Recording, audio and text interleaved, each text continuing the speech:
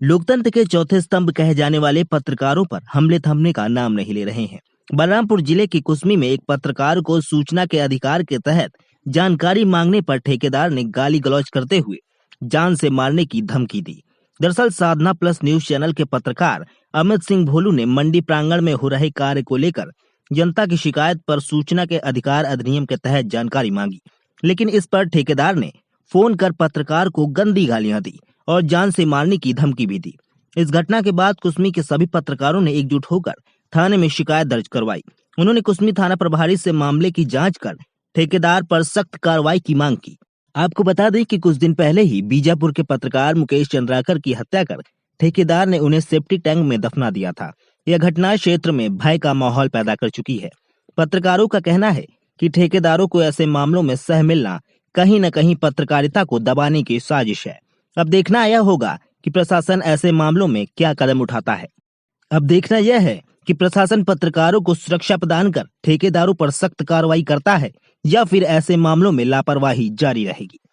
विगत दिनांक 26/12/2024 को मेरे द्वारा सूचना का अधिकार अधिनियम 2005 की धारा 6 के अंतर्गत में कुसमी विकास खंड के मंडी प्रांगण में हो रहे निर्माण कार्य का जानकारी के लिए सूचना का अधिकार में जानकारी मांगा गया था। इसके बाद कल विगत दिनांक 3/1/2025 को ठेकेदार काशीनाथ जी के द्वारा मुझे गाली गलौज माँ बहन गंदी गालियाँ दी गई और बोला गया कि तुम अपना आवेदन वापस ले लो, मैं तुमको दुनिया में नहीं रहने दूंगा। इसके बाद फिर मैं इन सभी विषयों का चर्चा अपने सभी प्रेस के साथियों से मैंने किया और फिर सभी लोगों ने हम लोग संयुक्त रूप से कि इसमें कार्रवाई होनी चाहिए करके इसलिए हम लोग थाने में उपस्थित हैं। इसमें क्या चाहते हैं? देखिए, निर्माण कार्य में अनियमितता हो रही थी, उसके संबंध में मैं आवेदन दिया था सूचना के अधिकार के तहत में। विभाग से मैंने जानकारी मांगने के लिए मैंने आवेदन लगाया था और जैसा अगर मेरे साथ इस प्रकार का अमानवीय व्यवहार भद्दी गालियाँ जिस तरह से मुझे दी गई हैं, हम लोग लोकतंत्र के चौथे आधार स्तंभ हैं। अगर हम लोग के साथ इस प्रकार का कृत्य अगर किया जाएगा, बार बार हम प्रेस वाले ही हमेशा ठेकेदारों के निशाने पे आ रहे हैं, ऐसा किया जाएगा तो ये कतिपय मेरे हिसाब से तो बिल्कुल गलत है। मैं इसकी पूर्ण भर्त्सना करता हूँ, कार्रवाई में चाहता हूँ इसके ऊपर। फोन के माध्यम से आपको गाली गलौज किया गया या किस प्रकार से किया? फोन के माध्यम से रात्रि 9:30 में फोन के माध्यम से मेरे मोबाइल में फोन आया। एक बार फोन आया तो मैं नहीं उठाया, फिर एक बार फोन आया तो मैं उठा के फिर काट दिया। फिर तीसरे बार जब फोन आया तो मैं फोन रिसीव करके फिर बात किया तो सामने वाला बंदा बोला कि मैं काशीनाथ बोल रहा हूँ, तुम सूचना का अधिकार में जानकारी क्यों लगा मंडी ठेकेदार का, मंडी का, मैं खुद कहाँ काम कर रहा हूँ तुमको नहीं पता। तरह गाली गलौज मुझे करने लगा, मैंने उसको कोई जवाब नहीं दिया।